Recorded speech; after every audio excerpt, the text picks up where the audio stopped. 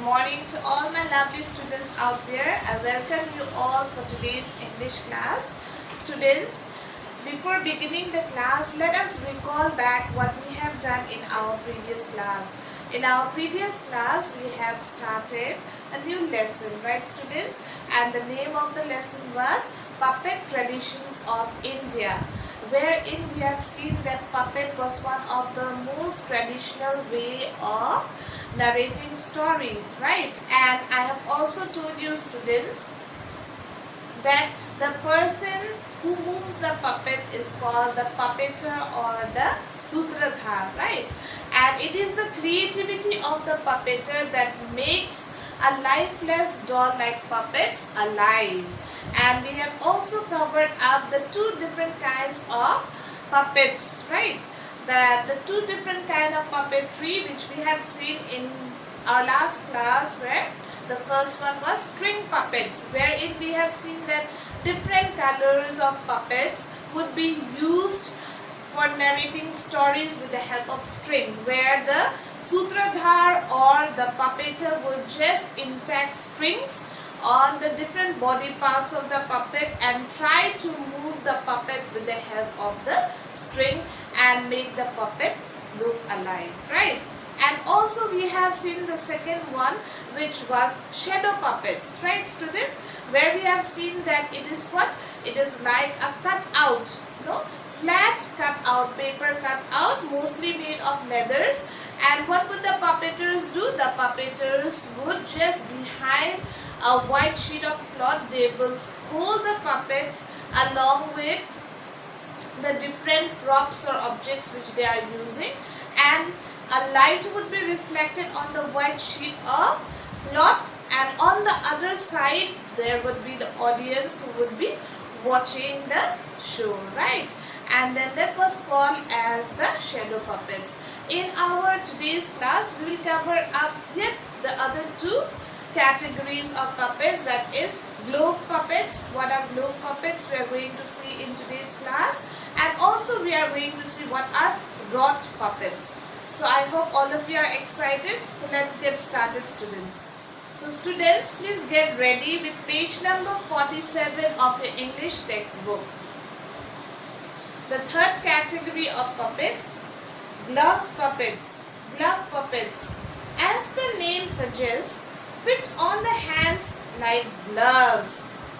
The puppeteer uses his or her fingers to move the puppet. So students, you can see it on the screen. So what a glove puppet is? It's what, as the name suggests, it is like a glove. It fits in the hand of the puppeteer. Okay, and whenever the puppeteer would move his fingers, what would become? The puppet would become alive. These are also known as hand puppets or palm puppets. So students, these hand puppets or glove puppets are also known as palm puppets. So with the help of the hand, what would happen? The puppets would look very, very alive. Let us cover up the last one, that is called the wrought puppets. Then we have wrought puppets, which are like glove puppets, except that they are bigger and rods are used to control them.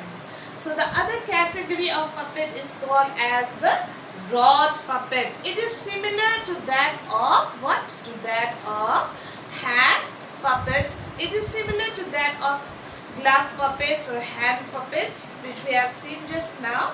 The only difference is that it is a bit large in size, and also what class? And also that there are rods being used in order to move the puppet.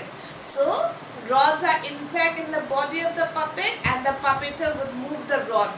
And with the help of that rod, what would happen? The puppet would move and look very lively. Okay. Puppets make stories come alive for us. So really students, when you look at puppets, and if you happen to go and see this puppetry shows, you would know that it really makes things alive, right? Isn't it magical to see lifeless figures suddenly dance, jump and talk? So a question has been asked to us. It's so amazing, right? Isn't it amazing to see lifeless dolls come to life, alive? The dolls, with the help of the puppeteer or sutradhar, what happens? Tends to narrate stories, dances, cries, expresses all human emotions, no, in the play, right?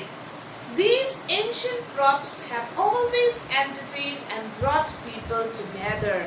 So these are all ways, no? These days we don't see it so often, right? These shows, puppet shows and all.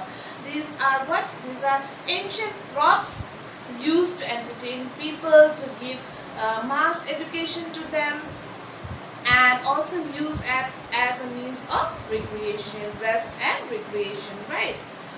The puppeteers are master artists who have to practice for several years to give a perfect performance. So, students, practice makes a man perfect, right? Even the puppeteers.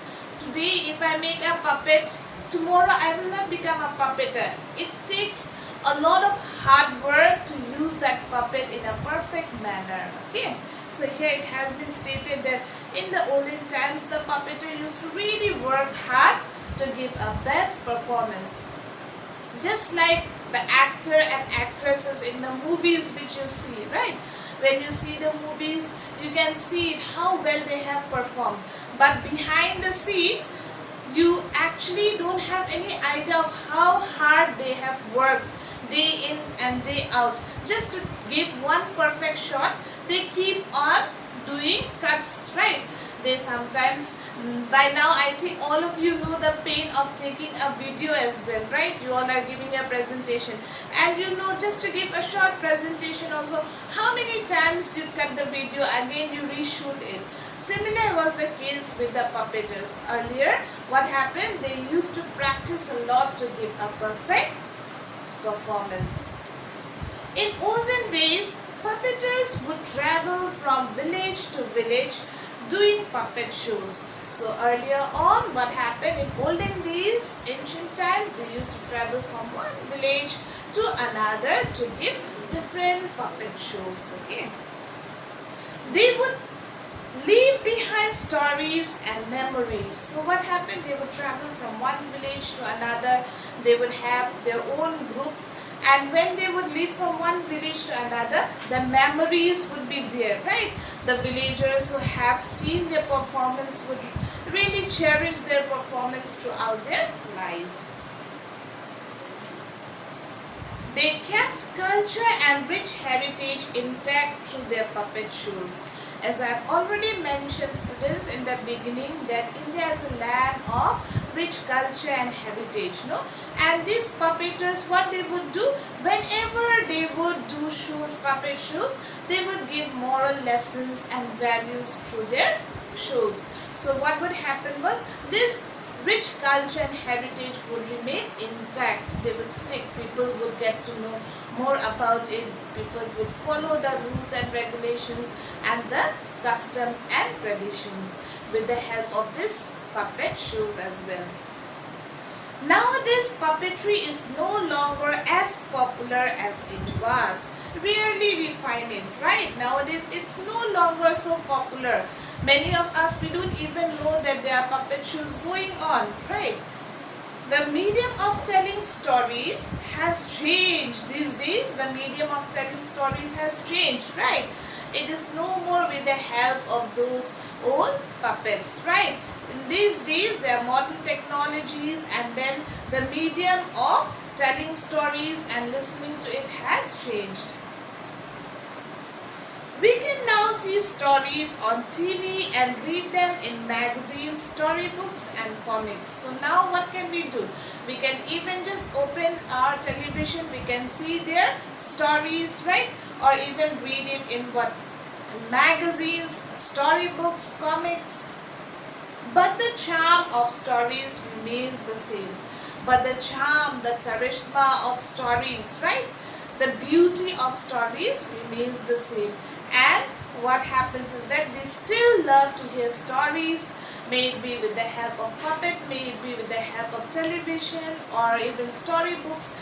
We still love that, right? There's a charm in listening to stories or seeing stories, right, students? So it was a wonderful lesson where we have learned about the different puppet traditions in India, how it has grown over time and has brought about many changes as well in the society. So class, with that we come to the end of lesson number 7, Puppets Traditions of India, wherein we have seen what a puppetry show is, what are puppets, right? They are lifeless dolls which with the help of the puppeteer or sutradhar comes alive, right? It is used to narrate stories, and we have also seen the various different kinds of puppets being used in India, right, students? The first one was string puppets, also called as marionettes, right, wherein the puppeteer would move the puppet or make the puppet alive with the help of strings being intact in the body of the puppets, right? Number 2 was the shadow puppet, where we have seen a flat paper cutouts are being used, basically of leather being used in order to show the shows to the people, right? Where white sheet of cloth would be used, and at the back the puppeteer along with their puppets would be ready and moving the puppets, and on the other side the audience would be watching the puppet show. The third one was the glove puppets, right, also called as hand puppets or palm puppets, where the fingers of the puppeteer would be moved in order to move the puppet and look alive, right? And also the last one we have seen, that is the wrought puppets, wherein the rods would be intact in the puppet and the puppeteer or sutradhar would move the rod in order to move the puppet. And also we have seen, students, that this at present puppetry is not so common, but then we come to see that stories still have the charm. We tend to listen to stories from our grandparents, a mother, or sometimes we even watch a story on the television, or we have bedtime storybooks, right, and magazines. The charm of the story is still there. So I would encourage you all to keep listening stories, keep telling stories, and keep learning, students. So with that we come to the end of today's class. In our next class we will do the summary of this lesson along with the textual exercises. So till then, students, take care. Bye bye.